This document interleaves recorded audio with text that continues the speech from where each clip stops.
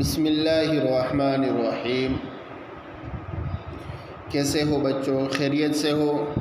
گزشتہ سبق جو آپ کو پڑھایا تھا وہ آپ نے یاد کر لیا ہوگا۔ آج ہم نیا سبق شروع کرتے ہیں۔ پہلا سبق ہے قرآن کریم کا، تو آئیے ہم قرآن کریم کے سبق سے شروعات کرتے ہیں۔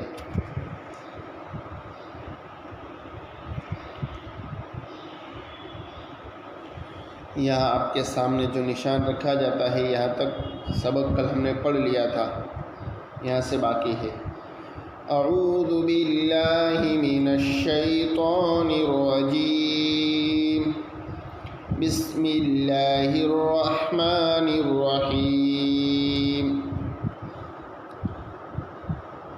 لقد من اللہ علی المؤمنین اذ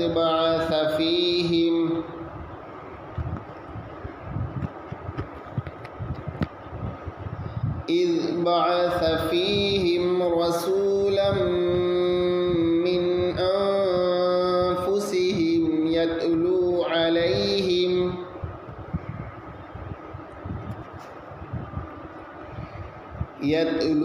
علیہم آیاتہ ویزکیہم ویعلمہم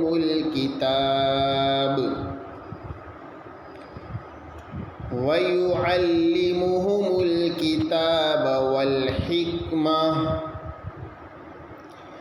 وَإِن كَانُوا مِن قَبْلُ لَفِي ضَلَالٍ مُبِينٍ۔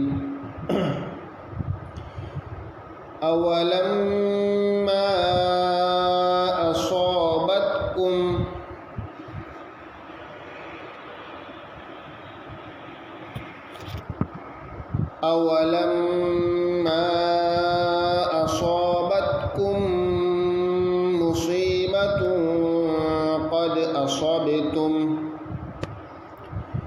قد أصبتم مثليها قلتم أنّ هذا قل هو من عند أنفسكم إن الله على كل شيء قدير۔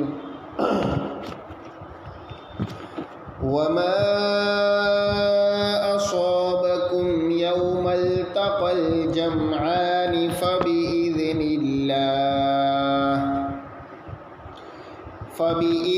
الله وليعلم المؤمنين وليعلم الذين نافقوا وقيل لهم تعالوا قاتلوا في سبيل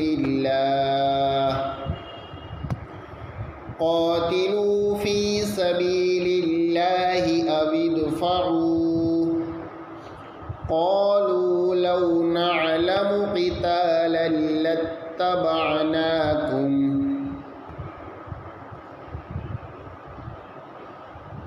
هم للكفر يومئذ أقرب منهم للإيمان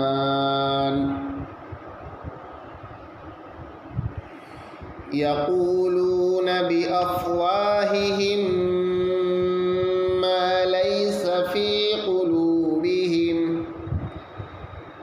والله أعلم بما يكتمون۔ آپ کو یہاں تک اچھی طرح سے یاد کرنا ہے، قواعد کے ساتھ پڑھیے اور بار بار اس کو پڑھیے تاکہ اچھی طرح سے یاد ہو جائے۔ آگے کا سبق ہے کتاب کا۔ کتاب میں پہلا سبق ہے نماز، بیمار کی نماز۔ کن صورتوں میں بیٹھ کر نماز پڑھنا جائز ہے؟ نمبر 1، بیمار میں کھڑے ہونے کی طاقت نہ ہو۔ نمبر 2، کھڑے ہونے سے سخت تکلیف ہوتی ہو۔ نمبر 3، بیماری کے بڑھ جانے کا اندیشہ ہو۔ نمبر 4، سر میں چکر آ کر گر جانے کا ڈر ہو۔ نمبر 5، کھڑے ہونے کی طاقت تو ہو لیکن رکوع سجدہ نہ کر سکتا ہو۔ یہ نمبر 4 تک دیا تھا۔ اب آج کا سبق ہے نمبر 5 سے۔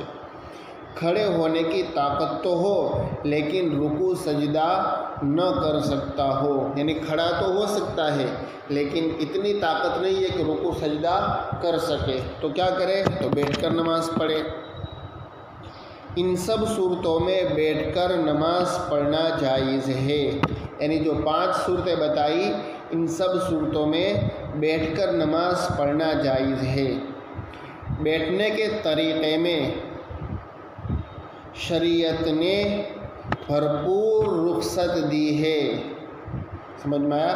بیٹھنے کے طریقے میں شریعت نے بھرپور رخصت دی ہے، یعنی اجازت دی ہے کہ جس طرح بھی بیٹھنے میں آسانی ہو اس طرح بیٹھ کر نماز پڑھنے کی اجازت ہے، یعنی جس طرح سے بیٹھنے میں آسانی ہو، یعنی جس طرح سے بھی بیٹھ سکتا ہو بیٹھ کر نماز پڑھنے کی اجازت ہے۔ آلتی پالتی مار کر، آلتی پالتی یعنی پلاٹھی، پلاٹھی مار کر بیٹھ سکتا ہے تو پلاٹھی مار کر بیٹھے۔ آلتی پالتی مار کر، پیر پھیلا کر بیٹھ سکتا ہے تو پیر پھیلا کر بیٹھے، اور اگر پلاٹھی مار کر بیٹھ سکتا ہے تو پلاٹھی مار کر بیٹھ کر نماز پڑھے۔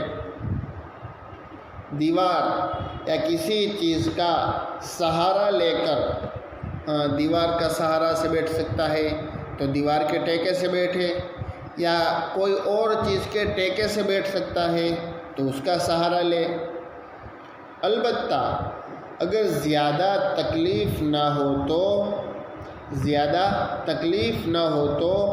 افضل یہ ہے کہ تشہد کی حالت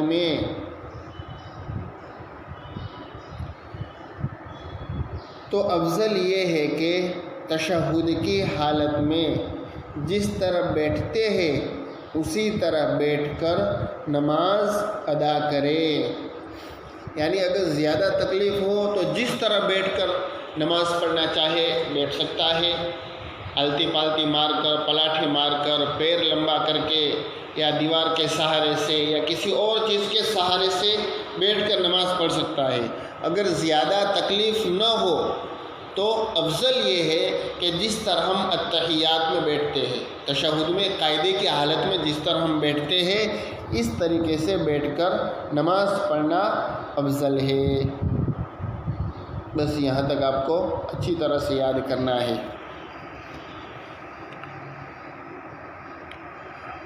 آگے کا سبق ہے سیرت، آگے کا سبق ہے اسلامی معلومات۔ سوال: سب سے پہلے اللہ کے راستے میں کس صحابی نے تلوار سونتی؟ سب سے پہلے اللہ کے راستے میں کس صحابی نے تلوار سونتی؟ جواب: سب سے پہلے اللہ کے راستے میں حضرت زبیر بن عوام رضی اللہ عنہ نے تلوار سونتی، یعنی میان میں سے جس طرح تلوار نکالتے ہیں، تلوار سونتتے ہیں، اس طریقے سے سب سے پہلے حضرت زبیر بن عوام رضی اللہ تعالیٰ عنہ نے تلوار سونتی۔ سوال: ریاض الجنہ کیا ہے؟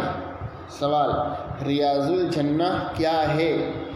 جواب: مسجد نبوی میں حضور صلی اللہ علیہ وسلم کے روضے اور منبر کے درمیان کی جگہ کا نام ریاض الجنہ ہے۔